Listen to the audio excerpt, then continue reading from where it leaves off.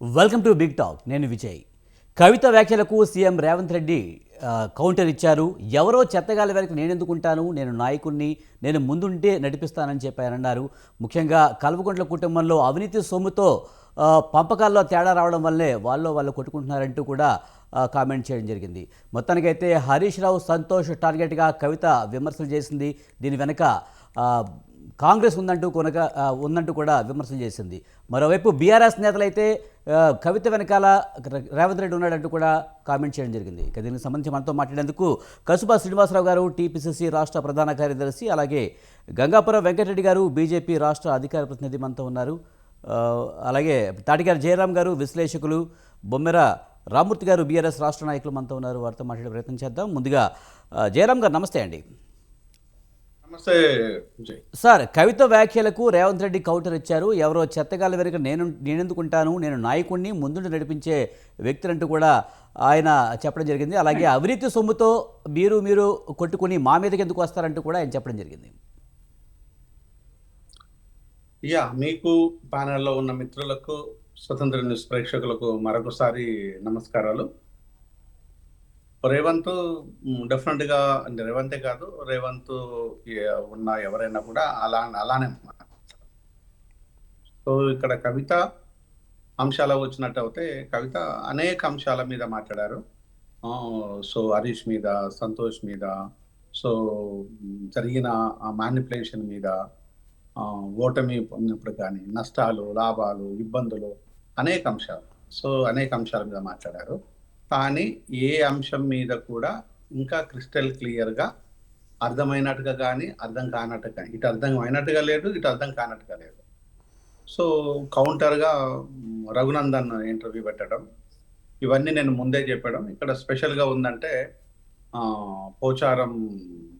పోచంపల్లి శ్రీనివాసరెడ్డి ఎవరైతే ఉన్నారో ఆయనది కొత్త అంశం అనే ఆయన చెప్పి చాలా తేలిగా తీసుకోవటం. కాంగ్రెస్ వాళ్ళు వచ్చేసి మేము చెప్పాం కదా, బలం చేకూర్చింది, ఒక అథెంటిసిటీ దొరికింది, ఎండాస్ చేసిందని కాంగ్రెస్ చెప్పడము. అంటే ఎవరికి అనుకూలంగా ఉంటే వాళ్ళ అనుకూలతను బట్టి మాట్లాడుతుంది తప్ప ఇక్కడ ఎవరు కూడా దీన్ని పోస్ట్ మార్టం చేసి ఏంటిది అనే విషయాన్ని ఎవరికి అక్కర్లేదు. అఫ్ కోర్స్, ఎందుకంటే సింపుల్గా చెప్పాలంటే ఎవరైనా ఏం మాట్లాడుతున్నారు రాజకీయ పార్టీలు అంటే వాళ్ళ కుటుంబ సమస్య, అప్పుడు మాట్లాడింది ఇప్పుడు ఎందుకు మాట్లాడుతున్నారు అనే దాన్ని మాట్లాడుతున్నారు. ఇవన్నీ వాళ్ళ దృష్టి నుంచి చూస్తే, వాళ్ళ విధంగా చూస్తుంటే కరెక్టే అనిపిస్తుంది.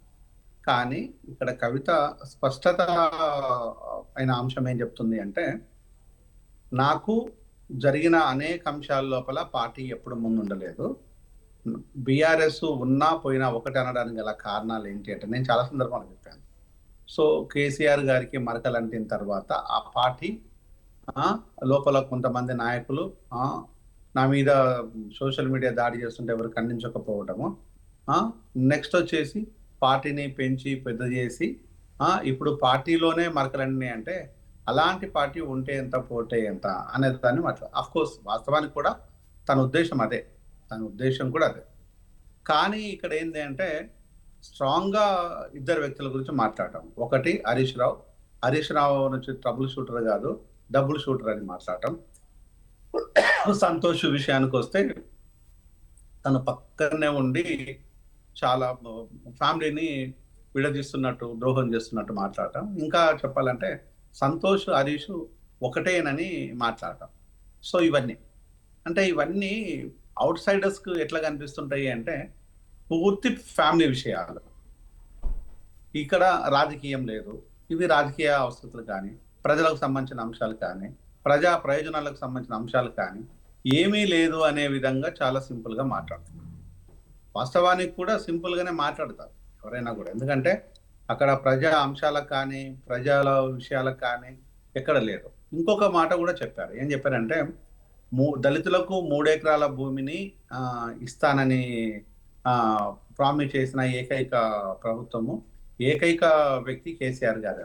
అవును, ప్రామిస్ చేసింది వాస్తవమే, ఇవ్వండి కూడా వాస్తవమే అని మిగతా పార్టీలు చెప్తున్నారు. ప్రామిస్ మాత్రమే చేశారు కదా, ఎవరు ఇవ్వలేదు కదా అని మిగతా వాళ్ళు చెప్తున్నారు. మరొక అంశానికి వచ్చి దళితుల విషయానికి వస్తే ఎక్కడైతే మన సిరిసిల్ల కాన్స్టిట్యున్సీలో 7 మంది దళితులను వాళ్ళను వాళ్ళను థర్డ్ డిగ్రీ ఉపయోగించేసి సీఎంఓ నుంచి సంతోష్ మేనేజ్ చేసేసి పోలీసులను ప్రెషర్ పెట్టేసి వాళ్ళను కొట్టియటము, ఈ రోజు వరకు వాళ్ళ జీవితాలు అగమ్య గోచరంగా మారటం, వాళ్ళు ఏ పని చేసుకోలేని పరిస్థితిలో ఇప్పుడు ఉండటం, ఆ పాపం అంతా సంతోషితే అని చెప్పడం, అది నిందలు మాత్రం జయరాం గారు మీరు చెప్పినట్టు చాలా విషయాలు కవిత మాట్లాడారు. ముఖ్యంగా కేటీఆర్ ముఖ్యంగా పార్టీలో కవితకి ప్రయారిటీ లేకపోవడం వల్లనే ఇప్పుడు బయటకు వచ్చి ఏ, ఆ, ఇలాంటి విమర్శలు చేస్తున్నారు అనుకోవచ్చా? ఇందులో కాంగ్రెస్ ఎందుకు లాగాల్సి వచ్చింది? హరీష్ని లేకపోతే సంతోష్కి ఇద్దరికి కూడా వెనక ఉన్నది రేవంత్ రెడ్డి అంటూ కూడా రేవంత్ రెడ్డి మీద ఎందుకు విమర్శ చేయాల్సి వచ్చింది? అదే ఇప్పుడు నేరేళ్ల అంశానికి వచ్చినప్పుడు సో తన అంశాలన్నీ పెట్టేసింది. సో నెక్స్ట్ రేవంత్ను అట్లా రేవంత్ హరీష్ రావు మన ఢిల్లీ నుంచి హైదరాబాద్ కనెక్టింగ్ ఫ్లైట్ లో ఇద్దరు కలిసి రావటము, సో వాళ్ళ మధ్యలో ఆల్రెడీ ఒక సంబంధం ఉండటం, అక్కడ నుంచి వాళ్ళకు ఒక మంచి మేనేజ్మెంట్ జరిగింది అనేది కూడా తన ఆరోపణ. సో ఇవన్నీ కూడా హరీష్ రావు రఘునందన్ రావు నేను ముందే చెప్పాను అనే దాన్ని ఆయన క్లెయిమ్ చేసుకోవటం. కొసమెరుపు ఏంటంటే ఇవన్నీ నేను ముందే చెప్పాను, ఇవన్నీ చెప్పినప్పుడు ఎవరు వినలేదు, నేను ఫ్లైట్ నెంబర్తో కూడా చెప్పాను, ఎందుకంటే వీళ్ళందరి ఇంటర్వ్యూలు సో వీళ్ళందరూ మాట్లాడిన మాటలు నేను అన్నీ విన్నాను ఈరోజు, ఎవరెవరు ఏం మాట్లాడుతున్నారు ఏంటి. అంటే జయరాం గారు సాధారణంగా ఫ్లైట్లో చాలామంది ప్రయాణిస్తూ ఉంటారు. ఒకేసారి ఇద్దరు రాజకీయ నాయకులు వేరు వేరు పార్టీలకు సంబంధించిన వాళ్ళు ప్రయాణిస్తే వాళ్ళ మధ్య ఏదో ఒక కాంట్రాక్ట్ కుదిరినట్టు ఎలా అనుకుంటారు? ఫ్లైట్లో రాజకీయ అంశాలు మాట్లాడడం కుదురుతుందంటారా? అంటే ఇక్కడ మీకు జరుగుతున్నది ఏంటి అంటే, కవిత చెప్పాలనుకున్నది ఇద్దరు కలిసి ప్రయాణం చేస్తున్నారనే దాన్ని చెప్పాలనుకుంటుంది. సో రఘునందన్ వచ్చేసి నేను ఆల్రెడీ ఇంత ముందే చెప్పానని రఘునందన్ క్లెయిమ్ చేస్తున్నాడు. సో ఇక్కడ కవిత రఘునందన్ విషయాలు పక్కన పెట్టేస్తే కాంగ్రెస్ వచ్చేసి రేవంత్ రెడ్డి దీని వెనకాల ఉన్నాడా లేడా అనేది ప్రధానమైన ప్రశ్న. రేవంత్ ఏం చెప్తున్నాడు, నేను ఒక రాజకీయ నాయకుడిని నేను ముందే ఉంటాను, వెనకాల నుంచి చేయాల్సిన పని నాకే ఉంది, ఇది మీ కుటుంబ విషయాలు, మీ కుటుంబంలో విషయాలలో మమ్మల్ని రాకొద్దు, మా పార్టీని లాగొద్దు అనేది రేవంత్. అంటే ఇక్కడ ఎవరికి వాళ్ళు మాకు సంబంధం లేదు, మీ సమస్య మాకు సంబంధం లేదు, ఇది మీ సమస్య అనే విధంగానే మాట్లాడుతున్నారు. ఇంకా విజయ రామారావు కూడా మాట్లాడాడు. ఏమని మాట్లాడాడంటే, మాజీ మినిస్టరు బీఆర్ఎస్ నేత మాజీ నేత విజయ రామారావు గారు అంటే, అప్పుడు మీకు తెలియదా అమ్మా, ఇప్పుడే తెలుసుకున్నారా, అప్పుడు మేము నష్టపోయిన వాళ్ళం కదా అని కూడా అంటే ఇక్కడ రకరకాలుగా ప్రశ్నలు, ఇక్కడ క్వశ్చన్తో పాటు కవితకి ప్రశ్నలు కూడా ఉన్నాయి. ఇవన్నీ ప్రశ్నలే. రేవంత్ మాట్లాడింది ప్రశ్ననే, విజయ రామారావు మాట్లాడింది ప్రశ్ననే, రఘునందన్ మాట్లాడింది ప్రశ్ననే, నెక్స్ట్ మహేష్ కుమార్ గౌడ్ మాట్లాడింది ప్రశ్ననే, ఇట్లా అనేక మంది నాయకులు మాట్లాడింది ప్రశ్ననే. ఎవరైనా ఏం మాట్లాడతారంటే, ఇంతకు ముందు మీరు మాట్లాడింది ఇప్పుడే ఎందుకు మాట్లాడుతున్నారు, మీకు నష్టం జరిగితే తప్పితే ఈ విషయం గుర్తు రాదా అనే అంశాన్ని విధంగా మాట్లాడుతున్నారు. సో వీళ్ళను మనం అంటే ఒక విషయం అర్థం కాలే జయరాం గారు, ముఖ్యంగా హరీష్ని సంతోష్ని ఎందుకు టార్గెట్ చేసింది అంటే, వీళ్ళిద్దరూ ఆమెను పార్టీలో ఎదగనివ్వకుండా చేస్తున్నారా, లేకపోతే తనకు వచ్చే అవకాశాలను తొక్కుపెడుతున్నారా? దీనికి సంబంధించి ఏమన్నా ఉంటుందా, మనకేం తెలుస్తుందా? అంటే ఇక్కడ హరీష్ వాస్తవాన్ని చెప్పాలంటే పార్టీ కవిత చెప్పినట్టు 6 నెలల సంవత్సరమో లేదంటే ముందో వెనకాలనో ఉన్నారు, లాంగ్ టైం నుంచి ఉన్నారు. కవిత కేటీఆర్ ముందు నుంచే హరీష్ ఉన్నాడు. కానీ ఇక్కడ జరుగుతున్నది ఏంటంటే, ఇది ఒక హరీష్ తోనే ఉన్న సమస్యనా, లేకపోతే కవితకు నష్టం జరిగిన తర్వాత కాబట్టి తన ఆత్మగౌరవాన్ని దెబ్బకొట్టిన తర్వాత తను ఈ విధంగా మాట్లాడుతున్నదా అనే దాన్ని మనము అనలైజ్ చేయాలండి. ఇక్కడ అనలైజ్ చేయాల్సింది ఏంటి అంటే, హరీష్ మీద అక్కస్తో మాట్లాడుతుందా, ఆధారాలతో మాట్లాడుతుందా? అంటే ఇది మనకు ఇప్పుడు కనిపించిందంతా ఎక్కడ కూడా ఎలాంటి ఆధారాలు లేవు. కవిత అంతసేపు మాట్లాడిన దానికి ఎక్కడ కూడా ఆధారాలు లేకుండా ఒక విషయాన్ని సరళంగా మనం ఇళ్లలో మాట్లాడుకున్నట్టు, కుటుంబ సమస్యను మాట్లాడుతున్నట్టు తెలంగాణ తన కుటుంబం లాగా భావించుంటారు. సో తెలంగాణ ప్రజలకు తెలియాలి అనే ప్రేమతోని చెప్పుంటారు. కానీ రేపు ఇదే బీఆర్ఎస్ పార్టీ నుంచి వచ్చే ప్రశ్నలు ఏంటంటే, కవితకి నీ దగ్గర ఇంత చెప్తున్నావు, నీ దగ్గర ఉన్న ఆధారాలు ఏంది అని హరీష్ అడగొచ్చు, బీఆర్ఎస్ నేతలు అడగొచ్చు, సంతోష్ అడగొచ్చు. అప్పుడు ఆధారాలు లేకపోవడం వల్లనే కదా ఆమె పార్టీ నుంచి సస్పెండ్ కూడా చేశారు. కేసీఆర్ కదా, కేసీఆర్ గా సంతకం పెట్టి సస్పెండ్ చేశాడు. ఇప్పుడు ఏంటంటే ఉమ్, ఆధారాలు లేకపోయినట్టు మాట్లాడడం అనే దాని విషయం కాదు. ఆమెను నెగ్లెక్ట్ చేస్తున్నది, కొన్ని రోజుల నుంచి నన్ను నెగ్లెక్ట్ చేస్తున్నా అనేది ఆమె ఆవేదన. ఉమ్, ఈ మనకు మొన్న ప్రెస్ మీట్ లో, ఇవాళ ప్రెస్ మీట్ లో మా చిట్ చాట్ లో మాట్లాడింది వచ్చేసి హరీష్ కవిత మాట్లాడుతుంది. సంతోష్ విషయం లోపల కొంత చూసాయగానే మాట్లాడుతుంది. సో దెన్ మన లిల్లీ పుట్ అని చెప్పేసి ఆ జగదీష్ రెడ్డి. జగదీష్ రెడ్డి గురించి అవును. మాట్లాడింది. ఇట్లా రకరకాలుగా మాట్లాడుతుంది. కానీ స్పష్టత మనకి ఇచ్చింది జస్ట్ ఈ రెండిటి ఈ రెండు విషయాల్లో, మొన్న ఈ రోజు.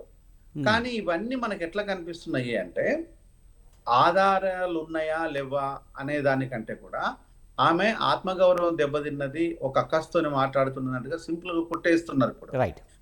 సింపుల్ గా కొట్టేస్తున్నారు. ఉమ్, అది ఏమనుకుంటుంది అసలు కవిత? ఏం ఎక్స్పెక్ట్ చేసింది కవిత? ఇంత ప్రెస్ మీట్ పెట్టి మాట్లాడి చెప్పి షేర్ చేసుకున్నది తెలంగాణ ప్రజలను, నా బంధువులను, నా 4 కోట్ల మంది నాకు కుటుంబ సభ్యులు అన్నది అంతవరకు బాగానే ఉంది. ఉమ్, అక్కడ ఎక్కడ కూడా ఎలాంటి డిస్ప్యూట్ లేదు. కానీ వీళ్ళ గురించి మాట్లాడేటప్పుడు ఇప్పుడే ఎందుకు మాట్లాడుతున్నావు అనే ప్రశ్న ఒకటవుతే, ఏం ఆధారాలు ఉన్నాయనేది రెండు. అంటే బహుశా ఆధారాలు లేకుండానే అని అనుకోవటం లేదు, ఎంతో కొంత ఆధారాలు ఉండొచ్చు.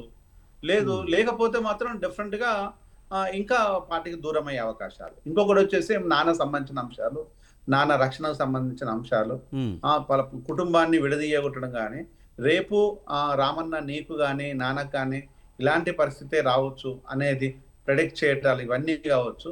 సో కొంత ఆవేదన తో కూడుకున్న మాటలు ఇతర పార్టీలు వాళ్ళ అవసరం విధంగా మర్చుకునే విధంగా ఉన్నాయి తప్పితే, ఇక్కడ ఒక ఆడపిల్ల ఆవేదనే చూడరు.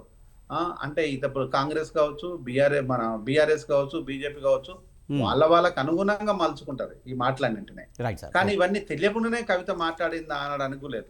రైట్. డెఫినెట్ గా కవిత ఆలోచన పర్రాలు, విజ్ఞతగలిగింది, ఒక ఫైటరు. తను డెఫినెట్ గా చెప్పాలనుకున్న విషయాన్ని పూర్తిగా చెప్తలేదు. అది చెప్పే రోజు వస్తుందేమో అని నేను అనుకుంటున్నాను. రైట్. మనతో పాటు కసుబ శ్రీనివాసరావు గారు, టీపీసీసీ రాష్ట్ర ప్రధాన కార్యదర్శి మనతో ఉన్నారు. ఆయనతో మాట్లాడదాం. శ్రీనివాస్ గారు నమస్తే అండి. సార్, ఇప్పుడు కవిత వ్యాఖ్యలకు రేవంత్ రెడ్డి అయితే కౌంటర్ ఇచ్చారు. అలాంటి చెత్తగాలి వెనక మేము ఎందుకుంటామంటూ కూడా ఆయన కామెంట్ చేయడం జరిగింది. మొత్తానికైతే ఈ విమర్శలను ఎలా చూడాలి? పొలిటికల్గా బీఆర్ఎస్ను కాంగ్రెస్ దెబ్బతీయాలని చూస్తుందా? ఇప్పుడు మీకు స్వతంత్ర ఈ వీక్షకులకు, మాతో పాటు ప్యానెల్లో ఉన్నటువంటి మిత్రులందరికీ నమస్కారం. రేవంత్ రెడ్డి గారు కానివ్వండి, కాంగ్రెస్ పార్టీ కానివ్వండి, బీఆర్ఎస్ పార్టీ యొక్క పతనం గురించి కానీ, బీఆర్ఎస్ పార్టీని ఏదో దెబ్బతీయడానికి కానీ చూడాల్సిన అవసరం కానీ ఆవశ్యకత కానీ లేదు. ఎందుకంటే మన పార్లమెంట్ ఎన్నికల్లో వాళ్ళకు వచ్చినటువంటి రిజల్ట్, వాళ్ళకు ఉన్నటువంటి స్ట్రెంగ్త్ ఏంటనేది కనబడ్డది. తర్వాత బీఆర్ఎస్ పార్టీలో ఇప్పుడు మన కాళేశ్వరం మీద పెట్టేటువంటి రిపోర్ట్ కానివ్వండి, సిబిఐకి పోయిన తర్వాత సిబిఐ నుంచి వచ్చేటువంటి చర్యల గురించి వాళ్ళకు ఉన్నటువంటి ఆతృత, చేసిన అనేక తప్పులు ఉన్నాయి. ఇంకా దీంట్లో నుంచి తప్పించుకోవడానికి ఎవరికి వాళ్ళు దాన్ని డిఫెన్స్ చేసుకోవడానికి ప్రయత్నం చేస్తున్నటువంటి తరుణం. దాంట్లో భాగంగానే కవిత గారు మరి ఎన్ని కేసుల్లో ఉంటాయి, ఇంట్లో ఉంటే నేను ఎక్కడ ఇరికిపోతానన్న దాంతో తొందరపడి కోయిల ముందే కోసింది అన్నట్టు వారు ముందే బయటపడే ప్రయత్నం చేసిన పార్టీ నుంచి. అంటే తప్పించుకోవడానికి అనేక ఆల్రెడీ ఆమె లిక్కర్ స్కామ్ లో ఉంది కాబట్టి దీన్ని తప్పించుకునే ప్రయత్నం చేసింది. దానికి రేవంత్ రెడ్డి గారి పేరును తీసుకొని సంతోష్ రావు, హరీష్ రావు గారి అనడం 100% ఖండించాల్సినటువంటి అంశం. దానికి రేవంత్ రెడ్డి గారికి కానివ్వండి, కాంగ్రెస్ పార్టీలో ఉన్న ఏ స్థాయి, ఏ శ్రేణిలో ఉన్న నాయకులకు కూడా బీఆర్ఎస్ పార్టీ మీద కుట్ర చేయాల్సిన ఆవశ్యకత లేదు. మీరు తెలంగాణను దివాలా తీయించి దోచుకున్న సొమ్మును పంచుకునే దగ్గర మీకు వచ్చిన పంచాయతీ ఇది. ఆ పంచాయతీని తెచ్చి మాకెందుకు అంటగడతారు? 10 సంవత్సరాలు తెలంగాణను నిరాటంకంగా దోచుకొని, కాళేశ్వరం ప్రాజెక్టేగా కానీ, మిషన్ భగీరథ కానివ్వండి, కాకతీయ కానివ్వండి, వాళ్ళు అనేక స్కామ్స్ ఉన్నాయి. ఇక ఇప్పుడు వాళ్ళు గొర్రెల స్కామ్, ఎన్ని స్కామ్స్ ఉన్నాయి, అన్నిటి మీద విచారణ జరుగుతున్నది. ఇదైతే వీళ్ళు ఏం ఎక్స్పెక్ట్ చేసిందంటే, సహజంగా వీళ్ళు ఏదో సిట్ వేసి స్టేట్ గవర్నమెంట్ అథారిటీని ఏదైనా వేసి అరెస్ట్ చేస్తే దాని మీద అవుట్ ఆఫ్ ఇట్ దాన్ని సానుభూతి పొంది. శ్రీనివాస్ గారు, అన్ని స్కామ్లు చెప్తున్నారు మీరు. కాళేశ్వరం అంటున్నారు, గొర్రెల స్కామ్ అంటున్నారు. వాటికి సంబంధించి ఇప్పుడు పెంపకాల తేడా వస్తుందంటారా? అధికారం కోల్పోయిన తర్వాత 1.5 సంవత్సరం తర్వాత ఇప్పుడు పంచుకుంటున్నారంటారా? కేవలం పొలిటికల్ గా బీఆర్ఎస్ ని దెబ్బతీయాలని చెప్తున్నారా, లేకపోతే నిజంగా మీకు ఏదైనా ఆధారాలు ఉన్నాయా?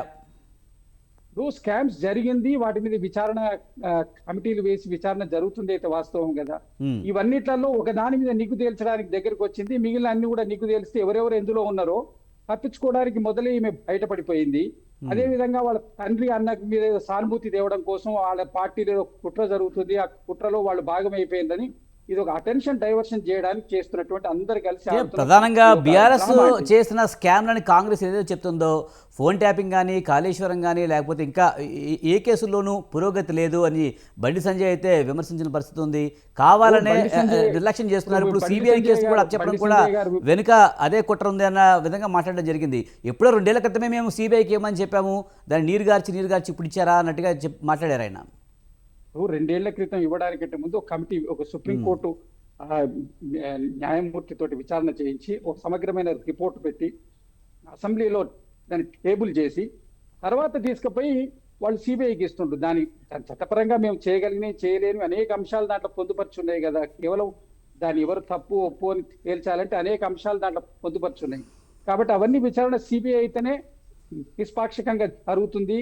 ఒక నేషనల్ అథారిటీ వాళ్ళు చేస్తే కరెక్ట్ ఉంటుందని వాళ్ళకి ఒప్పచెప్పినారు.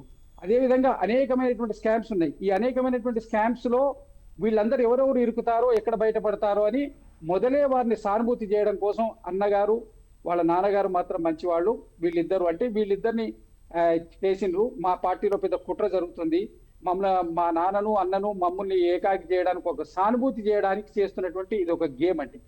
వాళ్ళందరూ కలిసి ఆడుతున్న గేమ్ కిందనే నేనైతే భావిస్తున్నాను. దాంట్లో రేవంత్ రెడ్డి గారిని తెచ్చి రేవంత్ రెడ్డి గారు ఫ్లైట్ లో కలిసి ప్రయాణం చేస్తే తప్ప మాట్లాడుకోలేరా? మాట్లాడుకొని కుట్రలు చేయదలుచుకుంటే ఏమైనా చేయదలుచుకుంటే వీళ్ళు కలిసి ఫ్లైట్ లో ప్రయాణం చేస్తేనే అవుద్దా? చెప్పడానికి ఏమైనా అర్థం ఉందా అండి? ఏదో దాన్ని కోడ్ చేసి చెప్పడం. కలిసి చాలా సందర్భాల్లో అనేక మంది నాయకులు కలిసి ప్రయాణం చేస్తారు. ఏదైనా విందుల్లో వినోదాల్లో ఏదైనా కార్యక్రమాల్లో కలిస్తే మాట్లాడుకుంటారు. అంత మాత్రమే వాళ్ళ మధ్య సయోధ్య అవుతుందా? చెప్పడానికి ఏమైనా అర్థం ఉండదు. మరి మీరు కూడా చాలా మందితో కలిసి అందరితో సయోధ్య అయిందా? కేవలం ఏంటండి, కవిత గారు చేసినటువంటి ఇవాళ ఆరోపణ పూర్తిగా కూడా సత్యదూరమైంది. ఆమె చేసినటువంటి ఆరోపణ కానివ్వండి, ఇప్పుడు జరుగుతున్నటువంటి మొత్తం ఎపిసోడ్ కూడా కల్వకుంట్ల కుటుంబం ఆడుతున్నటువంటి పెద్ద హై డ్రామా. తెలంగాణ ప్రజల అటెన్షన్ ఏంటో జరిగినటువంటి దోపిడీని, జరిగినటువంటి ప్రజలకు జరిగినటువంటి అన్యాయాలను ఇవన్నీ కప్పిపుచ్చడం కోసం దాన్ని ఈ డ్రామాను ముందర పెడితే కుటుంబాలు అయ్యో వాళ్ళ కుటుంబంలో పనిచేసి సహజంగా ఇప్పుడు భారతీయ సంస్కృతి ఏంటంటే ఎవరికైనా ఇబ్బంది ఉందంటే వాళ్ళు ఎంత దుర్మార్గులైనా ఏం చేసినా ఇమీడియట్ గా సానుభూతి వస్తుంది. కాబట్టి వాళ్ళు ఏదో సానుభూతి గెయిన్ చేయడం కోసం దీని డైలీ సీరియల్ కొన్ని రోజులు నడిపితే అసలు విషయం నుంచి అటెన్షన్ పోద్దనేది వాళ్ళ యొక్క ప్రయత్నం.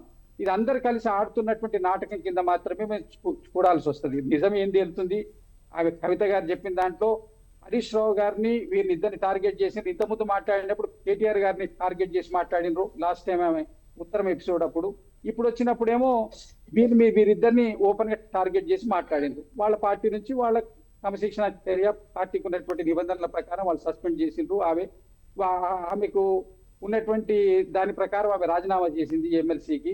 ఇది జరుగుతున్న అంశం మన ముందు కనబడుతుంది. కానీ దీని అంతర్గతంగా ఉన్నటువంటి ఒక కుట్ర ఏంటంటే తెలంగాణ ప్రజలు వీళ్ళు ఈ లక్షల కోట్ల ఆస్తులు తెలంగాణ ఏర్పడడానికంటే ముందు, వీళ్ళు అధికారం రావడానికంటే ముందు ఉన్నటువంటి వాళ్ళ పరిస్థితి ఏంటి, ఇవాళ వాళ్ళ యొక్క స్థితి పరిస్థితి ఏంటి, దాని మీద చర్చించమనండి. ఎక్కడి నుంచి వచ్చింది అంటే ఆమె ఓపెన్ గా ఆమెనే కమిట్ చేసింది కదా. మేము ఇప్పుడు మీ నాన్నగారు కానీ మీ నాన్నగారి యొక్క ఆశీర్వాదంతో ఉన్నటువంటి వీళ్ళు అక్కడ స్కామ్ చేసిందన్నది ఆమె ఒప్పుకున్నది కదా. ఆమె ఒప్పుకున్నది. అదే కాక ఇంకొక విషయం కూడా వాళ్ళకి కమిట్ చేసింది. 3 ఎకరాల భూమి మా నాన్నగారు దళితులకు ఇస్తానడు. ఇచ్చిండా? ఎక్కడన్నా దానికి ఏమైనా రుజువులు ఉన్నాయా? అంటే మీరు క్లియర్ గా మోసం చేస్తున్నారు, మోసం చేస్తూనే ఉంటారు. దళిత ముఖ్యమంత్రి అన్నారు, చేసిండ్రా? దళిత ముఖ్యమంత్రి చేయలేదు. 3 ఎకరాల భూమి ఇస్తేనే ఇవ్వలేదు. ఇవాళ వచ్చేసి ఇవాళ మళ్ళీ మీరు కాళేశ్వరం మీద జరిగినటువంటి అన్యాయాన్ని డైవర్ట్ చేయడం కోసం మా కుటుంబంలో పెద్ద కుట్ర జరుగుతుంది, దానికి ఎవరో అధికారంలో ఉన్నటువంటి వాళ్ళకి ఏమవసరం అంటే మీ కుటుంబాన్ని ప్రజలు రిజెక్ట్ చేసిండ్రు. రిజెక్ట్ చేసి ఇంట్లో కూర్చోబెట్టిండ్రు. ఇంట్లో కూర్చున్న తర్వాత మీ పంపకాల దగ్గర మీకు వచ్చిన పంచాయతీ 20 నెలల తర్వాత వస్తుందండి. వాళ్ళ నిజంగా ఎప్పటి నుంచో జరిగితే ఇంతకుముందే వచ్చి ఎక్కడన్నా ఒక ప్రెస్ అడ్రస్ చేసిందా? ఎక్కడన్నా వ్యతిరేకం మాట్లాడినటువంటి ఏదైనా దాఖలాలు ఉన్నాయా? ఇప్పుడు ఏదో న్యాయపరంగా చిక్కుముడి పడుతున్నటువంటి సమయంలో, వీళ్ళు దీంట్లో ఇరికిపోయేటువంటి సమయంలో మాత్రమే వీళ్ళు చేస్తున్నటువంటి డ్రామా ఇది.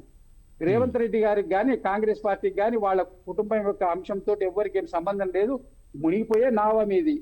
మునిగిపోయే నావను మేము ముంచాల్సిన అవసరం ఏముంది? మీ అంతలు మీరే మునిగిపోతున్నారు, మీ అంతలు మీరే వేసుకుంటున్నటువంటి దాంట్లో ప్రజలు చూస్తున్నారు దీన్ని అంతా ఎంత అన్యాయం చేసిండ్రో. కేవలం అంటే ఉన్న ఎంప్లాయీస్ ను గనుక దాన్ని వాళ్ళ మీద రైట్ చేస్తే 100 కోట్ల రూపాయల ఆస్తులు పెరిగినాయి. మరి వీళ్ళ పరిస్థితి ఏంది? అన్ని బయటకు వస్తాయండి. Right. నిజం నిలకడ మీద తేలుతుంది. దీన్ని కక్ష సాధింపు చర్య కాకుండా చట్టబద్ధంగా ప్రజాస్వామ్యబద్ధంగా ముఖ్యమంత్రి గారు చేస్తున్నటువంటి చర్యను, కాంగ్రెస్ ప్రభుత్వం చేస్తున్నటువంటి దాన్ని అందరూ కూడా ప్రజలంతా హర్షిస్తున్నారు. రైట్, మనతో పాటు గంగాపురం వెంకటరెడ్డి గారు బీజేపీ రాష్ట్ర అధికార ప్రతినిధి మనతో ఉన్నారు. వెంకటరెడ్డి గారు నమస్తే అండి. నమస్తే, చెప్పండి సార్, హరీష్ రావు సంతోష్ వెనుక రేవంత్ రెడ్డి ఉన్నారని కవిత అంటే, కవిత వెనక రేవంత్ రెడ్డి ఉన్నారని వీళ్ళు అంటున్నారు. అసలు వీళ్ళ వెనక మేము ఉండాల్సిన అవసరమే లేదని రేవంత్ రెడ్డి అంటున్నారు. సార్, ఎలా చూడాలి?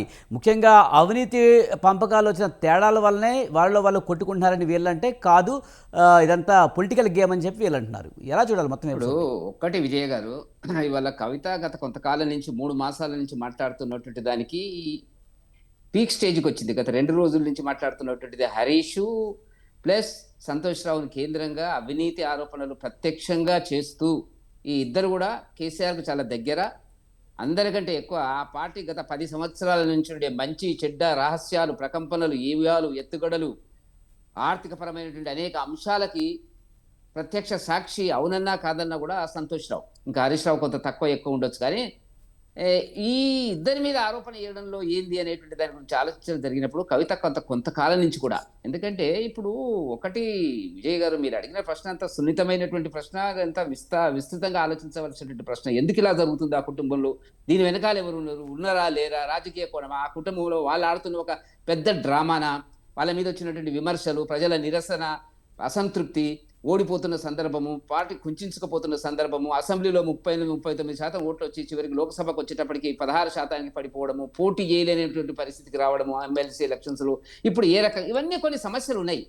మీరు దీన్ని ఆలోచించాలంటే 2009లో జేఏసీ కంటే ముందు కూడా తెలంగాణ రాష్ట్ర సమితి అనేటువంటిది అక్కడక్కడ ఉత్తర తెలంగాణలో కొంత తెలంగాణ భావవ్యాప్తి కోసం పనిచేస్తున్నటువంటిది, ప్రజలు కొంత ఆదరించినటువంటి సందర్భం, కానీ రాష్ట్ర వ్యాప్తంగా అది ముందుకు రానటువంటి పరిస్థితి. జేఏసీ ఏర్పడ్డ తర్వాత అన్ని రాజకీయ పార్టీలు, ఉద్యోగ సంఘాలు, కుల సంఘాలు ఏర్పడ్డ తర్వాత వాస్తవానికి పెద్ద హీరో కింద తెలంగాణ వీరుడు అనేటువంటి దాని కింద కేసీఆర్ ప్రొజెక్ట్ అయినటువంటి సందర్భాన్ని మనం దృష్టిలో పెట్టుకోవాలి. ఆ నీడలో కేసీఆర్ గారిని వీగ వాలకుండా ప్రజలు కేసీఆర్ గారు ఎంత అవమానకరంగా ఆ ప్రాంతం వాళ్ళని, ఆంధ్ర ప్రాంతం వాళ్ళని తిచ్చినప్పటికీ కూడా ప్రజలు వెనుకకొచ్చి ముందుకొచ్చి ఆయన రక్షించినటువంటి సందర్భాన్ని మనం చూసినటువంటిది. మన వెనకాల నిలబడ్డారు చీమల్లాగా, పుట్టల నుంచి వచ్చిన చీమల్లాగా కేసీఆర్ మాటలకి ప్రజలు స్పందించడం జరిగింది. అది వాస్తవం.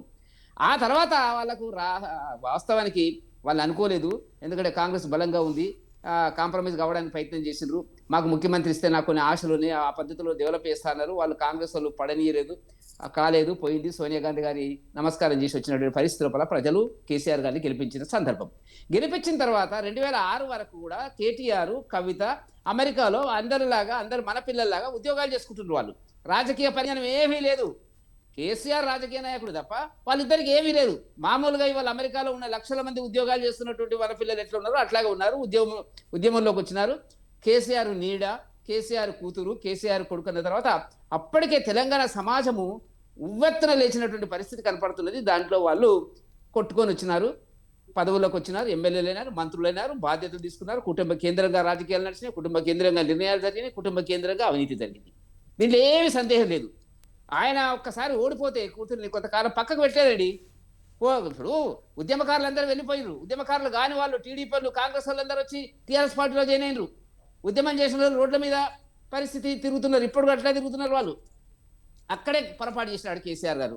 రాజకీయాలంటే అహోబిలం మఠం కాదు, అట్లుండదు అని మనకు చెప్పి రాజకీయాల కోసం ఉద్యకాలను పక్కకెట్టి, ఇప్పుడు దాంట్లో కూడా రామ్మూర్తి గారికి ఏం పదవి వచ్చిందో నాకు తెలియదు, ఇచ్చినాడా ఇయ్యలేదా, ఆయన అప్పటి నుంచి ఇప్పటిదాకా అక్కడ ఉన్నాడు, మరి నాకు తెలియదు. కానీ అక్కడ కూడా వాళ్ళకు కూడా మోసం చేసినాడు. ఉద్యమం చేసిన వాళ్ళు ₹1 ఖర్చు లేకుండా విజయ్ గారు రాత్రి బవళ్ళు తిరిగినారు. అసలు తిండి తిన్నరా లేదా మనకు తెలియదు.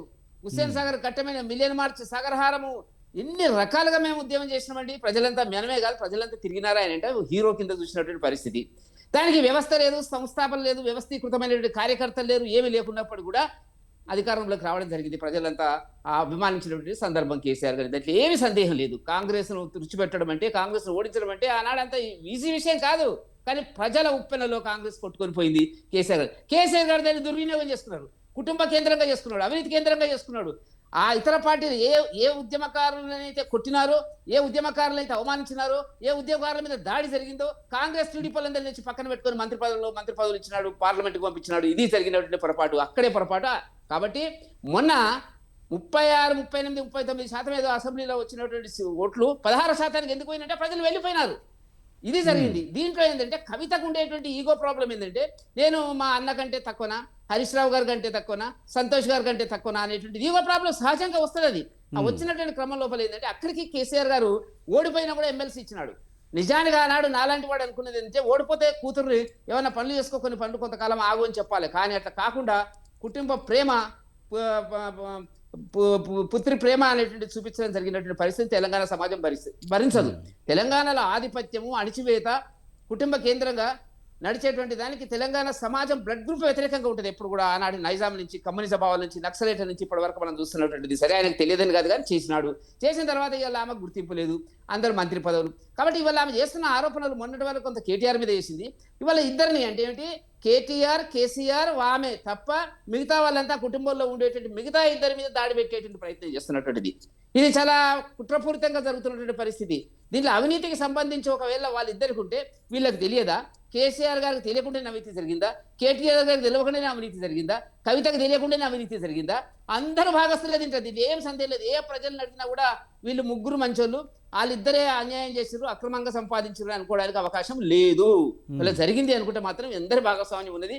అన్ని రకాల పదవులు అనుభవించారు, ఆస్తులు సంపాదించారు, ప్రజల ముందే కనపడుతున్నారు. ఆమె చెప్తుంది వెంకటరెడ్డి గారు ఏదేమైనప్పటికీ కూడా ప్రధానంగా ఇప్పుడు చూస్తే కనుక ఇద్దరు వైపున రేవంత్ రెడ్డి ఉన్నాడనే ఆరోపణలు ఎలా చూడాలి మరి? నిజంగానే ఇక రేవంత్ రెడ్డి ఉన్నాడా లేదా అంటే రేవంత్ రెడ్డి ఇప్పటికి కూడా బీఆర్ఎస్ తో వారికి శత్రుత్వం లేదండి. ఇప్పుడు మొన్నటి వరకు చూసిండ్రు, రాహుల్ గాంధీ నుంచి, ఖర్గే నుంచి, మరి అందరూ కూడా ఏమన్నారు, సిబిఐ, ఈడీ అన్ని కూడా బీజేపీ పార్టీ జేబు సంస్థలు మోదీ గారి కంట్రోల్లో పనిచేస్తాయి, పడని రాజకీయ నాయకుల మీద ఉపయోగిస్తారు అని చెప్పినటువంటి వాళ్ళు ఇదే 20 మాసాలుగా రేవంత్ రెడ్డి గారు, కాంగ్రెస్ నాయకులు తెలంగాణలో చెప్పి మేము మా భారతీయ జనతా పార్టీ నాయకులు కిషన్ రెడ్డి గారు కానీ, బండి సంజయ్ గారు డిమాండ్ చేసినారు సిబిఐకి ఉంటే. అప్పుడు ఏమన్నారు వీళ్ళు? మీకు తెలుసు కదా, మన చాలా సందర్భాల్లో చర్చలు కూడా. వెంకటరెడ్డి గారు గతంలో కవిత ఇంకో మాట కూడా ఉన్నారు, బీఆర్ఎస్ బీజేపీలో కలిసిపోతుంది అనే వ్యాఖ్య కూడా చేశారు. తర్వాత ఇప్పుడు మొన్న కూడా దుబ్బాక, హుజూరాబాద్ ఓటమి కారణం కూడా హరీష్ రావు అన్నారు. అంటే అప్పుడు ఎలా చూసుకుంటే దీని వెనక బీజేపీ ఉందా అని అనిపిస్తుంది కదా. బీజేపీ ఎందుకు ఉంటుందండి? ఇప్పుడు వాళ్ళు పోటీ, వాళ్ళ పద్ధతిలో వాళ్ళు పోటీ చేసినారు, గెలవాలని చూసినారు. ఎందుకు మమ్మల్ని ఎందుకు గెలిపిస్తారండి? కేసీఆర్ ఓడిపోతే, ఒక దుబ్బాక కానీ, హుజూరాబాద్ కానీ, హుజూర్ నగర్ కానీ ఓడిపోతే దాని యొక్క పర్యవసానం ఎంత పెద్ద ఎత్తున పార్టీ మీద ఉంటుందని చెప్పి తెలుసండి. వాళ్ళు చాలా ప్రయత్నాలు చేసినారు. మన ఈటల రాజేందర్ని ఓడించడానికి 1000 కోట్లు ఖర్చు పెట్టినారు, రకరకాలుగా ప్రభుత్వ డబ్బు కానీ, ఇతర డబ్బు కానీ, దాంట్లో సందేహం లేదు. అవన్నీ ఒట్టి మాటలు. నేను ఎందుకంటే నేను ఒక్క మాట 2 నిమిషాలు చెప్తాను. అధికారంలో ఉన్నప్పుడు మాత్రమే కేసీఆర్ కుటుంబము వాళ్ళు బయట కనపడతారు. వాళ్ళ అవమానాలు భరించలేండి. ఇప్పటి వరకు 20 మాసాల నుంచి అధికారం, అవునండి, ప్రజల అధికారం ఇవ్వలేదు, ప్రతిపక్ష పార్టీ హోదా ఇచ్చినారు, 39 సీట్లు ఇచ్చినారు మీకు. అసెంబ్లీలో వచ్చి ఎందుకు మాట్లాడతలేడండి? గట్టిగా మాట్లాడొచ్చు కదా, మాట్లాడతలేడు. కాబట్టి ఆనాడు ఆంధ్ర పెత్తందారి పాలనకి అడ్డంగా నిలబడ్డటువంటి కేసీఆర్కు ప్రజలు ఉన్నారు. ఇలా ప్రజలు లేరు. ప్రజలు లేనటువంటి పరిస్థితి లోపల వాళ్ళ అతలాకుతలమైనటువంటి పరిస్థితి లోపల ఆమె బయటకు వస్తుంది. ఆమె ఏమనుకుంటుంది అంటే నేనే ముఖ్యమంత్రి రేపు అయితేనేమో అనేటువంటి పరిస్థితికి వచ్చింది. ఇవాళ ఇంకో సమస్య ఏంటంటే 2 రోజుల నుంచి ఆమె మాట్లాడుతుంటే కేసీఆర్ సరే సస్పెండ్ చేసినాడు, అది వేరే సంగతి. కేటీఆర్ అసలు నోరు విప్పడం లేదు. దీంట్లో ఏమవుతుంది, ఆ పార్టీలో అంతర్గతంగా కలహాలు అవునన్నా కాదన్న అనుమానాలకు ఇంకా 1 వారం రోజుల తర్వాత బయటకు వస్తుంది. ఎందుకంటే ఆమె పూర్తిగా హరీష్ రావుని బట్టబయలు చేసి ఆయన యొక్క పరువును తీసేటువంటి పద్ధతిలో ప్రయత్నించడం అవునన్నా కాదన్నా కూడా బెటర్ అండి. నన్ను వ్యక్తిగతంగా అడిగితే కేసీఆర్ తర్వాత వారసత్వంగా అర్హతలు ఏమైనా ఉన్నాయంటే కేటీఆర్ కాదు, హరీష్ రావు. ఆ పార్టీ పరంగా నేను చెప్పమంటే మాత్రం నేను ఐ లైక్ హరీష్ రావు గారు. ఎందుకంటే ముందు నుంచి ఉన్నటువంటి వ్యక్తి, కొంత మంచి చెడ్డ ఆలోచన చేయగలిగినటువంటి. సరే, కేటీఆర్ గారికి తండ్రి కొడుకు కాబట్టి అనుకోకుండా ఆటోమేటిక్గా అది వస్తున్నటువంటిది. ఇక్కడ ఇది కూడా ఒక ఘర్షణ ఉన్నటువంటి పరిస్థితి వల్ల ఇవాళ వాళ్ళిద్దరిని పక్కకు పెట్టి మనం చూసుకుందాం అనేటువంటి పద్ధతి వల్ల వస్తుంది. కానీ అది జరగదు. ఇంకా చిలికి గాలివాన్ అవుతుంది, పెద్ద తుఫాను అవుతుంది. స్థానిక ఎన్నికల లోపల వాటికి అడ్రస్ లేకుండా పోయే పరిస్థితి ఏర్పడుతుంది. మాకున్నటువంటి ఆలోచన ఏంటంటే ఈ రాష్ట్రంలో 2 పార్టీల మధ్య పోటీ జరుగుతుంది, కాంగ్రెస్ బీజేపీ మధ్యన పోటీ జరుగుతుంది అనేటువంటి మాత్రం చాలా స్పష్టంగా సంకేతాలు చాలా కాలం నుంచి మేము చెప్తున్నాము. అదే జరగబోతుంది అనేటువంటిది మాకు ఉండేటువంటి ఒక ఆలోచన. రైట్, మనతో పాటు బొమ్మెర రామూర్తి గారు, బీఆర్ఎస్ రాష్ట్ర నాయకులు మనతో ఉన్నారు, ఆయనతో మాట్లాడదాం. రామూర్తి గారు నమస్తే అండి. కవిత వ్యాఖ్యల నేపథ్యంలో రేవంత్ దానికి ఘాటుగానే ఆయన రిప్లై ఇవ్వడం జరిగింది. మీరు కొట్టుకుని అవినీతి డబ్బు పంచుకునే విధానంలో తేడాలు రావడం వల్లనే ఈరోజు బయటపడ్డారు అంటూనే మీలాంటి చెత్తగాళ్ళ వెనక మేమెందుకుంటామనే వ్యాఖ్య కూడా చేశారు ఆయన. సరే, ఇప్పుడు జరిగిన పరిణామాలు మీకు అర్థమైంది. కవితక్క గారు ఎందుకు ఆమె అంటే చాలా అభిమానం ఉన్నాయి. ఇంతకుముందు కూడా మీ టీవీలో కూడా నేను మాట్లాడడం జరిగింది. కానీ సడన్ గా ఈ రోజు జరిగిన ఘర్షణ కాదు ఇది. అది చాలా క్లియర్ గా అర్థమవుతుంది. వాస్తవానికి కేసీఆర్ గారు ఎంత పెద్దోళ్ళైనా తప్పు చేస్తే ఉపేక్షించడు. ఇది చాలా క్లియర్ గా మీరు అర్థం చేసుకోవాలి. మీరే కాదు, మీడియా పెద్దలు అందరూ కూడా, అన్ని వర్గాల వాళ్ళు కూడా అర్థం చేసుకోవాల్సిన బాధ్యత ఉంది. ఎప్పుడైతే కవితక్క గారు కేసీఆర్ గారికి తెలియకుండా లిక్కర్ స్కామ్ లో ఇరికి దాదాపు 5.5 నెలలు జైల్లో ఉన్నారో, అప్పటి నుండే కనీసం పోయి పలకరించే సాహసం కూడా చేయలేదు అంటేనే ఎంత కోపం ఉన్నదో కేసీఆర్ గారికి అర్థమైపోయింది. మొదటి నుండి కూడా కవితక్క గారు కేసీఆర్ గారు నా ప్రాణము, నేను కేసీఆర్ గారు నా తండ్రి అని చెప్పారు కదా. మరి నేను ఒకటే అడుగుతున్నాను, కవితక్క గారిని మేము కూడా 2007లో మొత్తం తెలంగాణ ప్రాంతం అంతా తిప్పినాం బతుకమ్మ పేరు మీద. మాకు ఆ కుటుంబం అంతే ప్రేమ, అభిమానం. ఇప్పటి కూడా కొన్ని లక్షల కుటుంబాలు కేసీఆర్ గారి కుటుంబం అంటే ప్రేమ ఉన్నది. సరే, ప్రతిపక్షాలు ఏం మాట్లాడినా ఏం చెప్పినా కవితక్క గారు మొదటి నుండి కూడా కేసీఆర్ గారు నాకు ప్రాణం అన్నారు. కేసీఆర్ గారు పెట్టిన పార్టీలో వచ్చారు, ఎమ్మెల్సీ అయ్యారు, ఎంపీ అయ్యారు, ఎన్ని పదవులు పొందాలో అన్ని పదవులు పొందారు. మరి జాగృతిని ఎందుకు పెట్టినట్టు? కేసీఆర్ గారి మీద భయంతోనా? స్వతంత్ర సంస్థను ఎందుకు మొదటి స్థాపించారు అంటే కేసీఆర్ గారి మీదనే కవితక్క గారికి ఒక గౌరవం లేదనేది ఈ రకంగా కనబడుతుంది. మొదటి నుండి కూడా మా పార్టీ కార్యక్రమాలలో పార్టీ పెడితే ఎప్పుడైనా వచ్చి కూర్చునేదేమో కానీ సొంత కార్యక్రమాలు జాగృతి నుండే చేస్తున్నారు. కాబట్టి లైనే సపరేట్ ఉన్నప్పుడు కాబట్టి కేసీఆర్ గారు చేస్తున్న శ్రేష్టలు కూడా నచ్చలేదనేది అర్థమైంది. మరి ఎందుకు ప్రతిపక్షాల వలలో చిక్కుకున్నదో, ఎక్కడ చిక్కుకున్నదో తెలియదు. కానీ ఇది బీఆర్ఎస్ పార్టీకి ఎలాంటి నష్టము జరిగేదేం కాదు. కవితక్క గారు పోయినందువల్ల ఆమెతోటి ఏదో వందలాది మంది కార్యకర్తలు వెళ్తారు, పార్టీకి ఏదో పెద్ద నష్టం. రామూర్తి గారు, మీరు చెప్పినట్టు కవిత వెళ్ళిపోతే మీ పార్టీకి నష్టం లేకపోవచ్చేమో, కానీ ఆమె చేసిన ఆరోపణలు అయితే ఖచ్చితంగా నష్టం చేసే అవకాశమే ఉన్నాయి. ఎందుకంటే కేసీఆర్ చాలా మంచి వ్యక్తి, హరీష్ రావు, సంతోష్ రావే పాడు చేశారు, కాళేశ్వరంలో అవినీతి జరిగిందనేది పరోక్షంగా ఒప్పుకున్నారు. నేనేమంటున్నా, కనబడుతుందా నాది? వినిపిస్తుంది కనిపిస్తుంది. నేనేమంటున్నా అంటే వాస్తవానికి కేసీఆర్ గారు మొదటి నుండి పార్టీ పెడితే నాకైతే తెలిసినంత వరకు నేను కూడా కేసీఆర్ గారి ఇంట్లో ఉన్నోని 2001 నుండి 2008 వరకు నేను సార్ తోటే ఉన్నోని. నాకు ఒక క్లారిటీ క్లియర్ గా తెలుసు. ఇప్పటి వరకు ఎప్పుడైనా కేసీఆర్ గారిని ఇంటికి పిలిచి భోజనం పెట్టిన చరిత్ర ఉందా కవితక్క గారికి? నాకు అర్థం కాదు. పెళ్లి అయిన కానుంచి కానీ ఇప్పుడు కానీ ఎప్పుడన్నా కవితక్క ఇంట్లో కేసీఆర్ గారు ఉన్నారు అని ఎప్పుడన్నా మీరు వార్తలు చూశారా? కానీ ఎప్పుడు కూడా ఆ బాండింగ్ లేదేమో అనిపిస్తుంది. ఒకటి, సంతోష్ గారిని అంటున్నారు. సంతోష్ గారు తన యవ్వనాన్ని, తన జీవితాన్ని మొత్తం త్యాగం చేసి కేసీఆర్ గారిని మంచిగా చూసుకోవడానికే పనిచేస్తున్నారు. తన జీవితం మొత్తం త్యాగం చేశాడు. హరీష్ రావు గారు ఈ బీఆర్ఎస్ పార్టీ ఈ స్థాయిలో ఉండడానికి ఆయన ఒక మెయిన్ పిల్లరు. కేటీఆర్, హరీష్ రావు గారు ఈ రాష్ట్ర బీఆర్ఎస్ ని గట్టిగా పెంచడంలో ఇద్దరు కూడా ఒక ఉద్దండుల్లాగా పనిచేస్తున్నారు. కేసీఆర్ గారు మాకు గురువైనా, మాకు దేవుళ్లాగా ఉన్నా కేసీఆర్ గారి మాటను జవదాటకుండా ఉన్నవాళ్ళు వీళ్ళు కదా.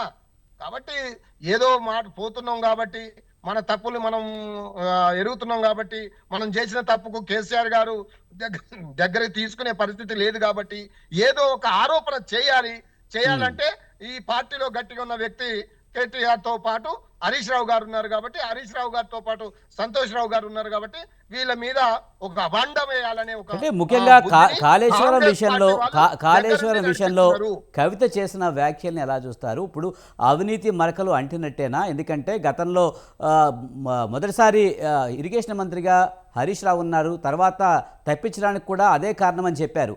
అంటే అవినీతి జరిగినట్టే కదా. ఇప్పుడు అవినీతి మరకలు హరీష్ రావుకి అంటాయా, లేదా బీఆర్ఎస్ పార్టీకి అంటాయా? ఏమనుకోవాలి? నేనైతే ఒక్కటే అనుకుంటున్నాను, వాస్తవానికి అవినీతి ఉన్నదని ఒప్పుకుంటదా అనేది ఇప్పుడు ఎక్కడ కాళేశ్వరం ప్రాజెక్టులో ఎక్కడ కూడా అవినీతి జరగలేదని పార్టీ మొదటి నుండి కాంగ్రెస్ పార్టీ అవినీతి జరిగిందని 2000 సంవత్సరాల నుండి అదే పాట పాడుతుంది. ఎక్కడ కూడా అవినీతి జరగలేదు, ఈ భారతదేశంలోనే గొప్ప ప్రాజెక్టు కట్టినాము, ఈ భారతదేశంలోనే రైతులకు ఏ విధంగా గొప్పగా నీళ్లు ఇవ్వాలని ఒక గొప్ప సంకల్పంతో ఒక భగీరథ ప్రయత్నం చేసిన కేసీఆర్ గారిని అప్రిషియేట్ చేయాలి. ప్రపంచంలోనే ఒక గొప్ప ఎత్తిపోతుల పథకం అని మేము చెప్తుంటే, ఇప్పుడు ఇన్ని సంవత్సరాలు మాట్లాడిన మా కవితక్క ఇప్పుడు అవినీతి జరిగింది, దాంట్లో హరీష్ రావు, సంతోష్ రావు ఉన్నారు అంటే ఇది వినడానికి కూడా బాగలేదు. మరి ఎందుకో ఆమె ఆత్మ వంచన చేసుకొని మాట్లాడుతుందో అర్థం కావడం లేదు. కానీ మరి కొంతమంది నడిపిస్తున్నారు, కాంగ్రెస్ బీజేపీ వాళ్ళు కవితక్కను నడిపిస్తున్నారని మాకు అర్థమైంది. పాపం ఆమె మళ్ళీ ఇబ్బంది పడే అవకాశాలు అయితే ఉన్నది. అన్నారు మీరు డాడీ అదే అన్న హరీష్ రావు గారు, సంతోష్ రావు గారు దగ్గర మీరు జాగ్రత్తగా ఉండండి, తర్వాత మిమ్మల్ని అన్నట్టు ఏదో మాట్లాడినట్టు నేను విన్నాను. కానీ మీరు జాగ్రత్త అక్క, మీరు తండ్రిని వదిలిపెట్టారు, అన్నని వదిలిపెట్టారు, మీకు ప్రాణం పోసిన పార్టీని, మీకు పదవులు ఇచ్చిన పార్టీని వదిలిపెట్టారు, లక్షల మంది కార్యకర్తలను వదిలిపెట్టారు, మీరు ఎవరో మాటను నమ్మి మీరు ఆగమైపోతున్నారు, మాకు బాధ అది, మీరు జాగ్రత్తగా ఉండండి అని నేను ఒక ఉద్యమకారుడిగా తెలంగాణ రాష్ట్ర రామ్మూర్తి గారు, కాళేశ్వరం కేసు సిబిఐకి అప్పచెప్పిన క్రమంలోనే ఇప్పుడు బయటకు వచ్చి ఇలాంటి వ్యాఖ్యలు చేయడం డైవర్షన్ పాలిటిక్స్ అని కాంగ్రెస్ అంటుంది. దాన్ని ఎలా చూస్తారు మరి? ఇప్పుడు భారతదేశంలో ఎంతో మంది నాయకుల మీద సిబిఐ కేసు ఉందండి. సిబిఐ కేసు ఉన్నంత మాత్రాన పార్టీలు ఆగమైపోయినాయా? పార్టీ నాయకులు చనిపోయినరా? పార్టీ నాయకులు ఏదైనా అయినరా? అదంతా పొలిటికల్ డ్రామా. మేము చెప్పాము, సి అంటే కాంగ్రెస్, బి అంటే బీజేపీ, వాళ్ళిద్దరు అనుకోని నడిపిస్తున్న ఇన్వెస్టిగేషన్ కమిటీ. అది బీజేపీ సొంత సంస్థలని అదే రాహుల్ గాంధీ అన్నారు, ఇదే రేవంత్ రెడ్డి అన్నాడు. సిబిఐ, ఈడీ ఇవన్నీ బీజేపీ జేబు సంస్థలు, వాళ్ళ యొక్క కార్యవర్గం లాంటివి అని చాలా రోజులు చాలా సార్లు ఇప్పుడే రాజ్యాంగం బుక్ను పట్టుకొని రాహుల్ గాంధీ గారు దేశం అంతా తిరుగుతున్నాడు. సిబిఐ అనేది బీజేపీ జేబు సంస్థ అని. మరి కవితక్క గారు గట్టెట్లా మాట్లాడతారు? కాబట్టి ఇప్పటికైనా బీజేపీ కాంగ్రెస్ వాళ్ళు ఈ రెండు వీళ్ళకు ఉన్నది ఏంటంటే, బీఆర్ఎస్ పేగుబంధం ఉన్న, తెలంగాణ ప్రజలకు పేగుబంధం ఉన్న పార్టీ. ఈ బీఆర్ఎస్ ఇంకా పెరిగితే మా రెండు పార్టీలు, ఈ కేంద్ర పార్టీలు ఇక్కడ మనగడ సాగవు. కాబట్టి ఈ రెండు పార్టీలు ఏకమై బీఆర్ఎస్ పార్టీని ఇబ్బంది పెట్టాలని, ఆ నాయకుల మీద రేనిపోని కేసులు పెట్టాలని వీళ్ళిద్దరు అనుకున్నారు. కాబట్టే ఇలా జరుగుతుంది. కాబట్టి ప్రజలు మాతో ఉన్నారు. ప్రజలు ఈ 20 నెలల్లోనే ప్రజలంతా మళ్ళీ కేసీఆర్ గారు కావాలంటున్నారు, కేసీఆర్ గారే రావాలనుకుంటున్నారు. వీళ్ళు చేసే ప్రజా వ్యతిరేక నిర్ణయాల వల్ల, అటు బీజేపీ వల్ల తెలంగాణకు వచ్చిన ఏం లాభం లేదు, ఇటు కాంగ్రెస్ 20 నెలల పాలనలో మొత్తం కుదేలైపోయింది, మళ్ళీ వెనకటి రోజులు వచ్చినాయి. కాబట్టి బీజేపీ కాంగ్రెస్ పార్టీలు ఈ తెలంగాణకు అరిష్టము, ఈ తెలంగాణ సమాజాన్ని ఆగం చేసేవి, ఈ తెలంగాణ రాష్ట్రం పేరునే ఉండకుండా చేయడానికి ఒక దుర్మార్గమైన కుట్ర చేస్తున్న పార్టీలు ఇవ్వు. అందుకే కదా కాళేశ్వరాన్ని రిపేర్ చేయకుండా, నీళ్లు ఇవ్వకుండా రైతులని అడ్డుకునేది ఈ పొత్తుల చుట్టం ఉన్నాడు కదా చంద్రబాబు నాయుడు. అటు బీజేపీకి, ఇటు కాంగ్రెస్ రేవంత్ రెడ్డికి పొత్తుల చుట్టము. చంద్రబాబు నాయుడుకి బనకచెర్లకు నీళ్లు ఇవ్వడానికే కదా 2 సంవత్సరాలు పడావు పెడుతున్నారు కాళేశ్వరం ప్రాజెక్టుని. కాబట్టి ఈ దుర్మార్గం అందరికి అర్థమైపోయింది. ముఖ్యంగా తెలంగాణ ప్రజలకు చాలా క్లియర్ గా అర్థమైంది. ఇప్పుడు ఎరువుల కాల కొట్లాడుతున్నారు. ఎప్పుడు కూడా వెనకటి రోజులు వస్తాయి, ఇంద్రమ్మ రాజ్యం వస్తుంది అంటే నేనేదో చాలా బ్రహ్మాండమైన రాజ్యం, మళ్ళీ చెప్పులు లైన్ లో పెట్టడం, మళ్ళీ ఎరువు బస్తాల కాడ కొట్లాడడం, ఒక దుర్మార్గమైన పాలన మళ్ళీ వచ్చింది. కాబట్టి ప్రజలు అర్థం చేసుకుంటున్నారు. వీళ్ళను కర్రుగాల్చి ఓత పెట్టడానికి ప్రజలు సిద్ధంగా ఉన్నారు. మీ మిత్రుడు వెంకటరెడ్డి గారు చెప్పారు, పెద్దలు, ఆయన అంటే మాకు గౌరవం. తెలంగాణ ఉద్యమంలో కూడా ఉన్నాడు. నేను కూడా 2001 నుండి ఆ రోజు 1969 ఉద్యమంలో కూడా చేసినట్టు నాకు గుర్తు. కానీ వెంకటరెడ్డి గారు కూడా మనస్సాక్షిని సంపని మాట్లాడుతున్నాడు.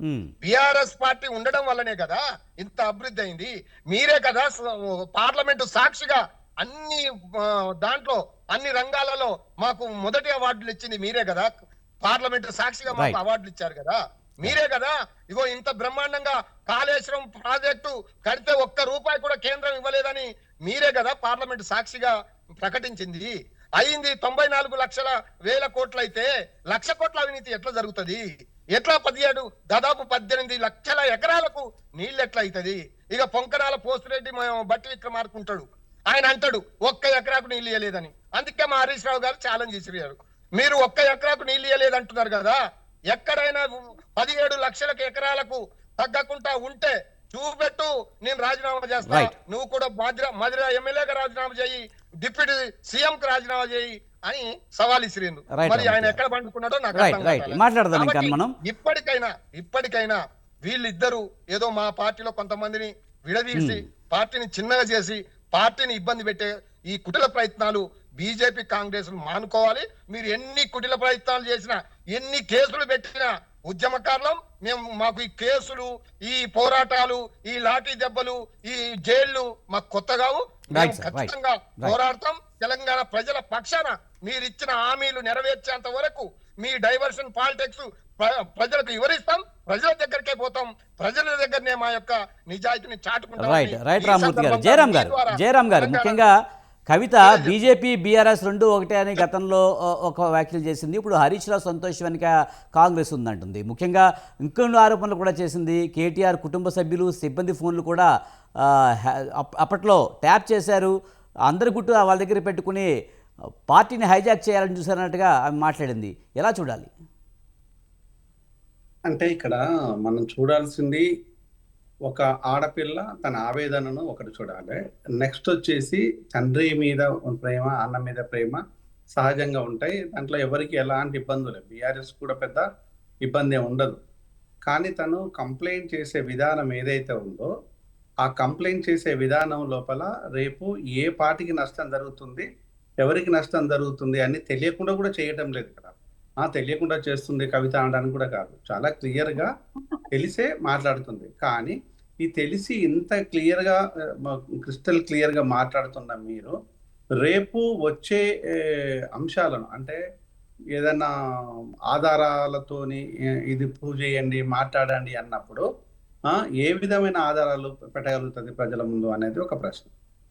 ఇది కవిత ఇప్పుడు ఇంతకుముందు నేను కవిత చుట్టూ ఉన్న ప్రశ్నలు అనేది చెప్తున్నప్పుడు ఇది ఒక ప్రశ్న. మరొక ప్రశ్న వచ్చేసి ప్రధానంగా బీఆర్ఎస్ పార్టీలో డెఫినెట్గా తనకంటూ ఒక అత్యున్నతమైన స్థితినే ఇచ్చింది. అది కవిత కూడా ఒప్పుకుంటది. బీఆర్ఎస్ తన ఓన్ చేసుకున్నది, తెలంగాణ ప్రజలు ఓన్ చేసుకున్నారు. తెలంగాణ సమాజము తనని ఒక కుటుంబంలో రామూర్తి గారి దగ్గర నుంచి వాయిస్ వస్తుంది, ఇక్కడ డిస్టర్బెన్స్ గా ఉంది, ఒకసారి మ్యూట్ లో ఉంటారా? అది పక్క నుంచి వాయిస్ వస్తున్నట్టు. అవును. సో దెన్ అది అంటే ఇవన్నీ మనము ప్రశ్నలు విసరడంతో పాటు సమాధానాలు చెప్పే పరిస్థితి ఈరోజు ప్రెస్ మీట్ లో కలిగింది కవితకి. ఈరోజు ప్రశ్నలు సంధించడం ఓకే, బాగానే ఉంది. ప్రశ్నలు అనేది ఎవరమైనా వేయొచ్చు, కానీ ఇది ప్రశ్న వేస్తున్నట్టు లేదు. కంప్లీట్ గా హరీష్ రావుని ప్లస్ సంతోష్ని ఈరోజు అడుగుతున్నట్టుగా ఉంది. జాగ్రత్తగా ఉండమని చెప్తుంది నాన్నకి, తండ్రికి. సో ఈ జాగ్రత్తలో భాగంగా రేపు ప్రశ్నలు వస్తే బీఆర్ఎస్ నుంచే, రేపు ఇంకా మిగతా పార్టీలు కాదు, మిగతా పార్టీలు వచ్చేసి ఎంజాయ్ చేస్తుంది ఇదంతా చూసి. ఇప్పుడు ఏమంటుంది కాంగ్రెస్, ఏమంటుంది అంటే కవిత ఎండార్స్ చేసింది కాళేశ్వరం ప్రాజెక్టును, ఈరోజు దోపిడీ ప్రాజెక్టుగా మార్చిండ్లు, ఈరోజు చేసిండ్లు, సంపాదించిన పైసలు పంచుకోవడంలో ప్రాబ్లమ్స్ వచ్చినాయి అనేది ఇలాంటి మాటలు మాట్లాడుతున్నారు. సరే, రాజకీయ పార్టీలు అవి మాట్లాడుతూనే ఉంటాయి. కానీ ఈరోజు కవిత బహుశా ఏ విధంగా దీన్ని ఓవర్కమ్ అవుతుంది అనే దాన్ని ఒకటి మనం ఆలోచించాలి. నెక్స్ట్, ఒకవేళ కనుక నిజంగానే కాంగ్రెస్ కనుక హరీష్ రావు వెనకాల కనుక ఉండి చేసినట్టు అయితే ఆ ప్రయోజనాలు కాంగ్రెస్ ఏం ఆశిస్తున్నది అనేది కూడా తెల్లతెల్లం చేయాలన్న అది కూడా కవిత మీద ఉంది. కాంగ్రెస్ కనుక చేసినట్టు లేదు, కాంగ్రెస్ అలాంటి ఆరోపణే కవిత మీద చేసినా కూడా కాంగ్రెస్కి నష్టం జరుగుతుంది. అంటే ఎప్పుడు కూడా రాజకీయ పార్టీలు ఇంకొకరిని ప్రయోజనాల కోసము ఎప్పుడు రాజకీయ పార్టీలు పనిచేయవు అనేది రాజకీయ నాయకులు తెలుసుకోవాలి. ఇప్పుడు ఉన్న ఈ సమస్యను మొత్తము కవిత ఒక ఆడబిడ్డకు మానసిక క్షోభ జరిగింది. అది తెలంగాణ ప్రజలు డెఫినెట్గా తన వెంట ఉంటారు, అది ఒక విషయం. కానీ మనము ప్రశ్నలు సంధించే దానికి ముందు ఆధారాలతో కనుక సంధించినట్టు అయితే దానికి ఒక శానిటీ ఉంటుంది. అది ఎవరి మీదైనా చెప్పొచ్చు. కానీ ఆధారాలు లేకుండా ఉంటే ఇది ఒక రాజకీయంలో భాగమే అనే విధంగా ఉంటుంది. అంటే ఈరోజు ప్రెస్ మీట్ అనేది రాజకీయంలో భాగమా, ఆధారాలు ఉన్నాయా అనేది ప్రధానమైన ప్రశ్న.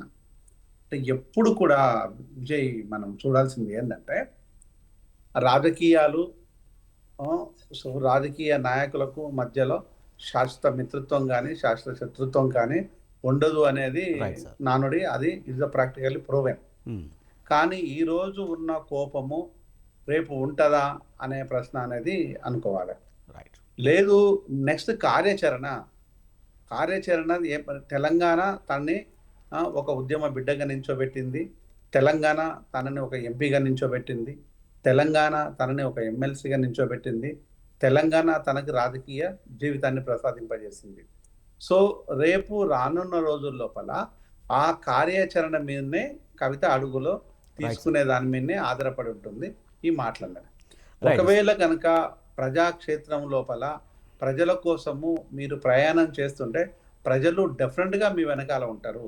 అది ఎవరైనా కానీ కనుక ప్రజల మధ్యలో వెళ్ళి ఫైట్ చేస్తా అంటే ప్రజలు ఎందుకు వద్దంటారు? డెఫినెట్గా ఆహ్వానిస్తారు, ఆదరిస్తారు, హక్కును చేర్చుకుంటారు. కానీ ఇవి జస్ట్ ప్రెస్ మీట్లు పెట్టుకుంటూ పోయి ఇలాంటి ఆరోపణలు అనేటివి ఫర్దర్గా చేస్తే వాటికి పెద్ద శానిటీ ఉండదు. రైట్ శ్రీనివాస్ గారు, కవితమ్మ కూడా టైం తక్కువ ఉంది, మనం అందరికీ ఒక రౌండ్ వెళ్ళిపోదాం. రైట్ శ్రీనివాస్ గారు, ముఖ్యంగా మీరు కేసీఆర్ వదిలిన బాణం అంటూ కూడా టీపీసీసీ అధ్యక్షుడు మహేష్ కుమార్ గౌడ్ అంటున్నారు. నిజంగా కేసీఆరే కవితతో ఎలాంటి వ్యాఖ్యలు చేస్తున్నారా? నిజంగా ఆ పార్టీని బద్నాం చేసుకునే పని కేసీఆరే చేస్తారా? కాంగ్రెస్ అన్న మాటకి మీరు ఎలా చెప్తారు శ్రీనివాస్ గారు? ఈపీసీసీ అధ్యక్షులు మహేష్ కుమార్ గౌడ్ గారు అన్న మాట 100% నిజమవుతుందని నా అభిప్రాయం. ఎందుకంటే ఇప్పుడు ఈ పార్టీలో కుట్రలు చేయడం, వాళ్ళలో ఉన్న వాళ్ళను ఈ పార్టీలో కలుపుకోవడం, ఆ పార్టీలను చాలా పార్టీని అంతర్ధానం చేసే ప్రతిపక్షాన్ని లేకుండా చేయాలనేటువంటి ప్రయత్నము మొదటి నుంచి కేసీఆర్ గారు చేస్తూ వచ్చిండ్రు. 2014లో వాళ్ళు ఎలక్ట్ అయిన తర్వాత తెలుగుదేశం పార్టీని నామరూపాలు లేకుండా చేసిండు. వాళ్ళు ఏది కుట్రతోటి. తర్వాత 18లో భట్టి విక్రమార్క గారి నేతృత్వంలో సిఎల్పి నాయకుడిగా ఉన్న సమయంలో ఒక దళితుడు సిఎల్పి నాయకుడు ఉంటే ఆయన భరించలేనటువంటి స్థితిలో వారు ఈ పార్టీని కూడా అంతర్ధానం చేసేసి అందరినీ కలుపుకునే ప్రయత్నం చేసిండ్రు. దాంట్లో కొంతవరకు ఆయన సబలీకృతుడు అయిండు. కాబట్టి ఈ కుట్రలు చేసేటువంటి ఆలోచన వాళ్ళు ఉంది. ఇది ఏ కుట్ర కోణము అనేది మనం అంటే ఇప్పుడు మీరు కూడా 10 మంది ఎమ్మెల్యేలను తీసుకున్నారు కదా శ్రీనివాస్ గారు? 10 మంది ఎమ్మెల్యేలను మేము తీసుకున్నది వాళ్ళు కూలగొడతామంటే ఏ పార్టీకి ఆ పార్టీ సమర్థించుకుంటూనే ఉంటుంది. ఒకటండి, రెండోసారి అయిన తర్వాత ఆయనకు థంపింగ్ మెజార్టీ ప్రజలు ఇచ్చిన తర్వాత కాంగ్రెస్ పార్టీని సిఎల్పిని చీల్చాల్సిన ఆవశ్యకత ఏమున్నదండి? ప్రతిపక్షాన్ని ఎప్పుడు ప్రజాస్వామ్యంలో the beauty of democracy is opposition. ప్రతిపక్షం అనేది మింగాలని ఎవరు చూసినా వాళ్ళు ఆ ప్రతిపక్షము ఎక్కడైనా పుడుతుంది. ఇంట్లో పుడుతుంది లేదా ఒంట్లో పుడుతుంది ప్రతిపక్షం. ఇప్పుడు ప్రకృతి వికృతి అని 2 ఉంటాయండి. ఆ 2 ఉన్నప్పుడు మాత్రమే మనకు కూడా positive bacteria, anti bacteria, positive bacteria ఉన్నట్టే ప్రకృతిలో కూడా 2 ఉంటాయి. ప్రతిపక్షాన్ని పూర్తిగా చంపాలని ఎవరు ప్రయత్నం చేసినా అది వికృత రూపం దాల్చి ఇంట్లో అయినా పుట్టొచ్చు, ఒంట్లో అయినా పుట్టొచ్చు. అంచేత మీరు ప్రతిపక్షం వాళ్ళు అధికార పక్షంగా ఫెయిల్ అయ్యారు. ప్రతిపక్షంగా గత 20 నెలలుగా వాళ్ళు పోషిస్తున్నటువంటి పాత్ర ఏంది? ఫామ్ హౌస్కే ఆయన పరిమితమైండు. బయటకు వచ్చి ఎక్కడ మాట్లాడు, ఏ పబ్లిక్ ఇష్యూస్ మీద ఆయన అడ్రస్ చేయడు. కేటీఆర్ గారును హరీష్ రావు గారిను పెట్టి వ్యవహారం నడుపుతున్నారు. లేదు, నేను రిటైర్ అవుతున్నా అని చెప్పి వారు డిక్లేర్ చేసి వారి గురించి మాట్లాడాల్సినటువంటి ఆవశ్యకత మనకు ఉండదు. వారు ప్రతిపక్ష నాయకుడిగా హోదా ఉండి దాన్ని అనుభవిస్తూ ఆయన రావట్లేదు. తర్వాత వాళ్ళ ఇంటి సమస్యను మన రాష్ట్ర సమస్య చేసి మాట్లాడుకోవాలి. శ్రీనివాస్ గారు, ఒక విషయం చెప్పండి. ఇప్పుడు మనకి కవిత వ్యాఖ్యలు అయితే కాళేశ్వరం విషయంలో అవినీతి జరిగి ఉండొచ్చు అనేది క్లియర్గా ఆమె చెప్తున్నట్టుగా కనిపిస్తుంది. అట్ ది సేమ్ టైం ఇంకో మాట కూడా అన్నారు, కేటీఆర్ కుటుంబ సభ్యులు సిబ్బంది ఫోన్లు కూడా ట్యాప్ చేశారు, దాని ద్వారా ఏమంటారు పార్టీని తన గుప్పెట్లో పెట్టుకోవాలని చూసారు హరీష్ రావు అంటూ కూడా కామెంట్ చేశారు. అంటే ఫోన్ ట్యాపింగ్ కూడా నిజమే అనుకోవచ్చా? ఇప్పుడు ఫోన్ ట్యాపింగ్ నిజము, నా ఫోన్ కూడా ట్యాప్ చేసిందని కూడా ఇంతకుముందు వారు కవిత గారు స్టేట్మెంట్ ఇచ్చారు ఇంతకుముందు. ఉమ్, నా ఫోన్ కూడా ట్యాపింగ్ చేసిందని ఆమె కంటతడి కూడా పెట్టుకున్నారు మీడియా ముందు. ఉమ్, మరి వాళ్ళు ఎంత అన్యాయం జరిగింది అన్నది వాళ్ళంతలో వాళ్ళే బయటకు వస్తుంది. అన్యాయము ఒక రోజు తనంతలో తానే బయట పెడుతుంది, ఎప్పుడు కూడా ఇది దాగదు అన్న దానికి నిదర్శనం అండి. వాళ్ళ నోటనే తెప్పిస్తుండ్రు కదా. కవిత గారే కాళేశ్వరం స్కాము నిజము అని వారు ఎండార్స్ చేసింది. ఫోన్ ట్యాపింగ్ నా ఫోన్ ట్యాప్ చేసింది అన్నది వాళ్ళ మా అన్నగారి ఫోన్, వాళ్ళ ఫోన్ కూడా ట్యాప్ చేసిందని చెప్తున్నది. అంటే ఫోన్ ట్యాపింగ్ జరిగింది నిజమే, కాళేశ్వరం స్కామ్ జరిగింది నిజమే, మిగిలిన అన్ని స్కామ్స్ జరిగిన మాట వాస్తవమే. ఇవన్నీ ఒక్కొక్కటిగా అన్ని ప్రూవ్ అవుతాయి, వాటంతలో అవే ప్రూవ్ అవుతున్నాయి. ఏ ఏజెన్సీల సపోర్ట్ లేకుండానే ప్రూవ్ అయ్యేటువంటి పరిస్థితి వస్తున్నది. కాలం అనేది గొప్ప అన్ని సమస్యలకు కాలం అనే దాన్ని గొప్ప పరిష్కారం ఇస్తుందండి. అంచేత ఇది దానికి ఉదాహరణ. ఈ కవిత గారి వెనక ఎవ్వరుండి కుట్ర చేయాల్సినటువంటి ఆవశ్యకత పార్టీకి లేదు. కవిత వదిలిన బాణం అనేది మహేష్ కుమార్ గౌడ్ గారు మా అధ్యక్షుల వారికి చెప్పింది 100% కరెక్ట్. ప్రజల అటెన్షన్ ని డైవర్ట్ చేసి మా కుటుంబంలో ఏదో అన్యాయం జరిగింది, మా కుటుంబంలో ఏదో కుట్ర జరుగుతుందని సానుభూతి పొందడం కోసం ఇప్పుడు ఈవెన్ పక్క కొంచి చేస్తారు. ఒక 6 నెలల సంవత్సరం అయిన తర్వాత మళ్ళీ అందరూ కలుస్తారు. ఆమె తండ్రేనే కూతురేనే మళ్ళీ యాక్సెప్ట్ చేస్తారు. మళ్ళీ అది కూడా మనకు ఒక పెద్ద వార్త, దాని మీద కూడా మనం చర్చించుకుంటాం. అట్లా జరుగుతుంది. అంతకంటే ఎక్కువ అయ్యేది ఏం లేదండి. ఏ పార్టీలు కూడా వీళ్ళ వెనక ఉండి కుట్రలు చెయ్యరు, అవసరమే లేదు. మునిగిపోయినావండి ప్రజల్లో. ఇప్పుడు వెంకటరెడ్డి గారు క్లియర్ గా చెప్పారు, 39%, 38% ఉన్నటువంటి ఓట్ పర్సెంటేజ్ 16-17% పార్లమెంట్ ఎన్నికల్లో ఎందుకు పడిపోయిందండి? రేపు లోకల్ బాడీ ఎన్నికల్లో ఇంతకంటే అన్యాయం జరుగుద్ది అనేది వాళ్ళు గమనించి ఈ పక్కకుండి జనాల అటెన్షన్ మొత్తం కూడా రోజు వాళ్లే వార్తల్లో ఉండే విధంగా ఇది ఆడుతున్నటువంటి ఒక డ్రామా అండి. పెద్ద కల్వకుంట్ల హై డ్రామా ఇది. అంతకంటే ఎక్కువ వేరే ఏం లేదు. వాళ్ళు చేసిన కరెక్ట్ అని, వాళ్ళు చేస్తున్న పొరపాటు ఏంటంటే వాళ్ళు చేసిన తప్పులన్నీ మేమేదో నటిస్తున్నాం అనుకుని అన్ని నిజాలు బయట పెడుతున్నారు. వాళ్ళు చేసే తప్పులో వాళ్ళే ఇరుకుతారు, వాళ్ళు వేసిన ఉచ్చులో వాళ్ళే ఇరుకుతారు. అంతకంటే ఎక్కువ జరిగేది ఏం లేదు. దాన్ని రేవంత్ రెడ్డి గారు క్లియర్ గా చెప్పినారు. మా అధ్యక్షుల వారు మహేష్ కుమార్ గౌడ్ గారు కూడా దాని మీద క్లారిటీ ఇచ్చారు. దీని గురించి ఎలాంటి సంశయం అవసరం లేదు. ఇక కవిత గారు చేస్తున్న తప్ప ఒప్ప అవి ఏం చేస్తుంది అనేది ఆమె విజ్ఞతకు ఆమె తెలవాలండి.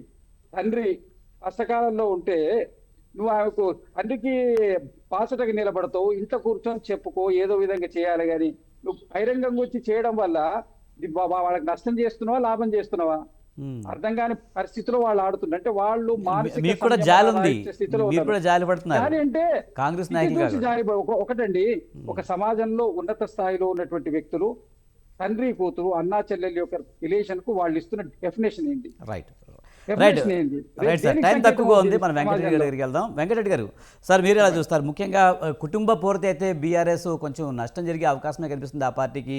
మరి రాబోయే రోజుల్లో అది బీజేపీ క్యాష్ చేసుకునే అవకాశం కనిపిస్తుందా? కొన్ని ఉన్నాయి, బీఆర్ఎస్ బీజేపీ ఒకటే అనే కొన్ని వివాదాలు కూడా ఉన్నాయి, విమర్శలు ఉన్నాయి. ఎలా చూడాలి? ఇప్పుడు ఒక్కటే మేము ఎందుకు ఒకటైతామండి? ఇప్పుడు ఒకవేళ అది కేసీఆర్ మన రేవంత్ రెడ్డి గారికి అనుమానం ఉంటుంది. బహుశా ఆయన ఏంటంటే రేపు అనుకున్నాడేమో, ఆయన అనుకున్నటువంటి పద్ధతులు ఏంటంటే బీఆర్ఎస్ బీజేపీ రేపు ఒక్కటి కాకుండా ఉండాలంటే ఏం చేయాలా, ఈ కేసును సిబిఐకి అప్పచెప్పాలా అనేటిది బహుశా అనుకున్నాడేమో. మాకు ఎన్నడూ కూడా ఒకటి కావాలనేటువంటిది లేదు. కుటుంబ పార్టీలన్నా అవినీతి పార్టీలన్నా మేము భారతీయ జనతా పార్టీ ఎక్కడ కూడా సహించము అనేటువంటిది ఒకటి. రెండవది ఏంటంటే మీరు చెప్తున్నటువంటి ఇంత చరిత్రలో కవిత మాట్లాడింది మామూలు విషయం కాదు. ఇప్పుడు ఈటల రాజేందర్ గారు పోయినారు, ఆనాడు నరేంద్ర గారు పోయినారు, బహిష్కరించినారు. ఆ ఆరోపణలు వేరు. ఈ కుటుంబం మర్రి చెట్టు అనేటువంటి కేసీఆర్ అనేటువంటి మర్రి చెట్టు కింద ఊడల్లాగా వీళ్ళంతా హరీష్ రావు గారు, కేటీఆర్ గారు, కవిత, సంతోష్ వీళ్ళు ఉన్నటువంటిదండి. ఇది వేరు. వీళ్ళు చేసే ఆరోపణలు ఇంకో రకంగా ఉంటాయి. బయట పార్టీలో చేసే ఆ పార్టీలో వేరే బయట నుంచి ఇప్పుడు రామ్మూర్తి గారు ఒకవేళ వేసిందనుకో అది పట్టింపు ఉండదు. కానీ ఆ కుటుంబంలో ఉన్నటువంటి వ్యక్తి, అన్ని తెలిసినటువంటి వ్యక్తి, అన్ని రకాల పదవులను అనుభవించినటువంటి వ్యక్తి, గవర్నమెంట్లో రోజు ఏం జరుగుతుందని తెలిసిన వ్యక్తి, ఎవరు ఏం చేస్తున్నారు, ఎవరెంత కాంట్రాక్టులు చేస్తున్నారు, ఎవరి దగ్గర ఎవరు వసూలు చేసుకున్నారు, అందరి గురించి తెలుసు వాళ్ళకి. ఒకరి గురించి ఎవరికి అందరికీ తెలుసు వాళ్ళకి.